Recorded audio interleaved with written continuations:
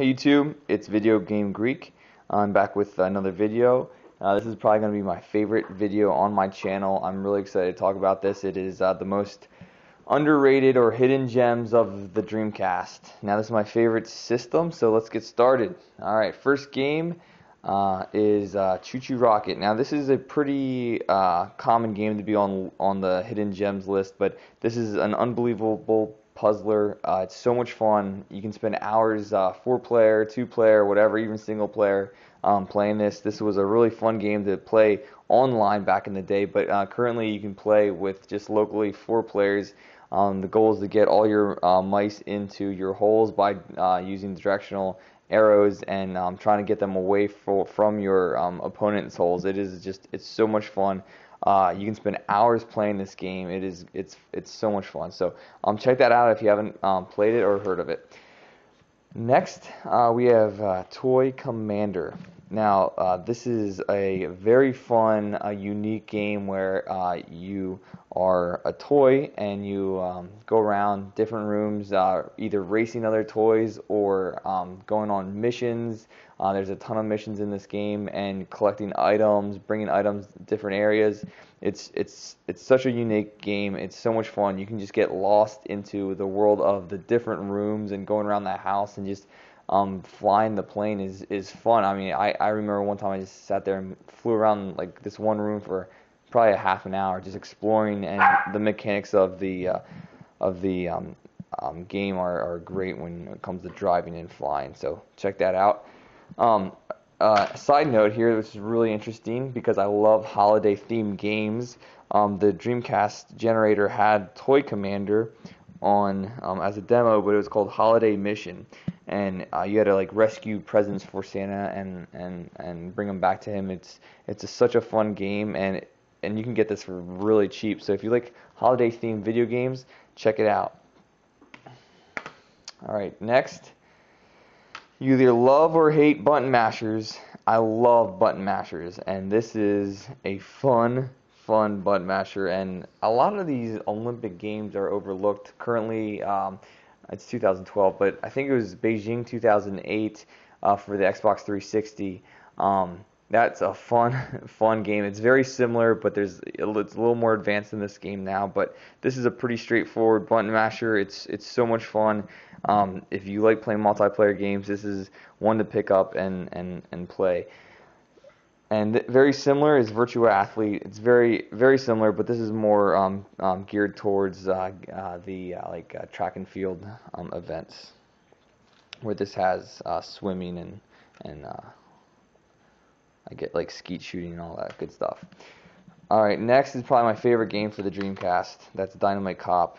I love Die Hard Arcade. I remember spending tons of quarters on the Die Hard arcade machine, and when I discovered that there was a sequel, or a somewhat of a sequel to that game called Dynamite Cop, I had to pick it up and play it, and man, I was not disappointed one bit. This is an unbelievable game. It's very quirky. You play some crazy weird bosses, you use some really weird weapons, but man, it is so much fun. You can play it single player or multiplayer. It's a great game. Check it out. It's pretty easy to find. It's not too rare.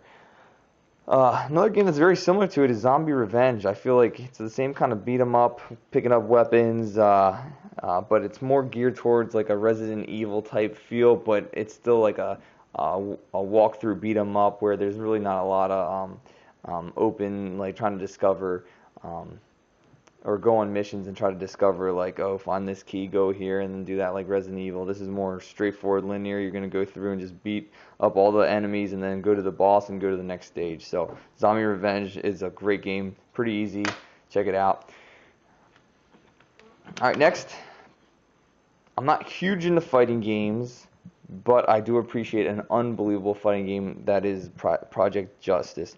Now, I think that this was probably overlooked a little bit because of now the rarity of it, the expense of it, and back then it was a later release, and it's a combination of a 2D/3D fighter where it's mostly in the 2D field, but you can move your fighter up and down a little bit, which adds an awesome element to it.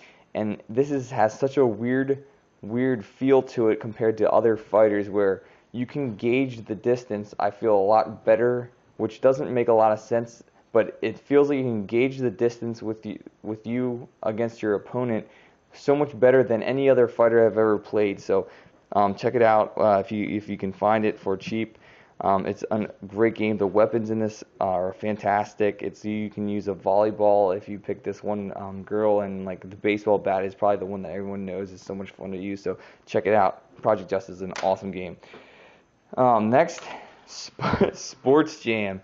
Now, this is a series of quick time events. It's not necessarily a button masher. However, there are button masher elements in here, but it's more like quick time events where you have like for example, a corner kick in soccer, and you have to time the ball coming to you correctly, the pass, and then at the same time try to aim it at the goal where there's different points at the goal and try to get it past the goal. It is such a fun game, very addicting to try to get the high score, and it's very addicting against an opponent. So you can play this multiplayer as well. It's so much fun, and even the hole-in-one challenge, or the closest to the pin challenge.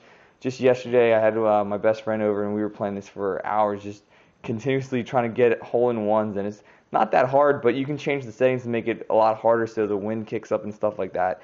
And there's a lot of fun different sporting events in here. It's great. You got to check this out. Now, here comes my second favorite game on the Dreamcast. Now, this is Cannon Spike. This is considered more of a shooter than a beat 'em up. It is a great, great game. I probably beat this thing close to 100 times. We play this every day in college. It's a two-player game. You can pick like Mega Man and all these awesome Capcom fighters, and it's just run through. You have your little gun, and then it's an automatic gun, and you can lock onto enemies. You can use these special ups. It's so much fun. You can make it pretty easy, or you can make it freaking almost impossible to get through the first couple levels. It is a fun game. It's so much fun. You gotta check this out. Alright, last we have Extreme Sports. Now, before you laugh too hard at this game, I'm not gonna lie. The mechanics and controls for the different events in this are so good. It's like you take Dave Mirra's BMX, which I think is great for the Dreamcast, and then you put it into this game, and then you take the best snowboarding game for the Dreamcast or the Xbox, and then those mechanics, and you put them in this game. It is great. It's so much fun. They have bungee jumping in here and all this crazy stuff, and then that's not even the tip of the iceberg. This game takes those different events, and they string them together so it's an actual race. So you go snowboarding downhill, and then once you get down the hill, you take your boots off and you sprint towards the hang glider. You go hang gliding, and then you actually cut the cord on the hang glider, go down and get on an ATV, and then you finish the race. It is so much fun, and I never even heard of this game until recently. I picked it up. I'm like, oh my gosh. So we started playing this, and we play it all the time now. So please check this game out. It is so much fun. Anyway, guys, that's it for my hidden gems and overlooked games of the Dreamcast. If you have any questions, please let me know. But I'll probably be posting my favorite games, my top 10 favorite games of the Dreamcast next. So check it out. But thanks for watching. Take care, guys. Bye.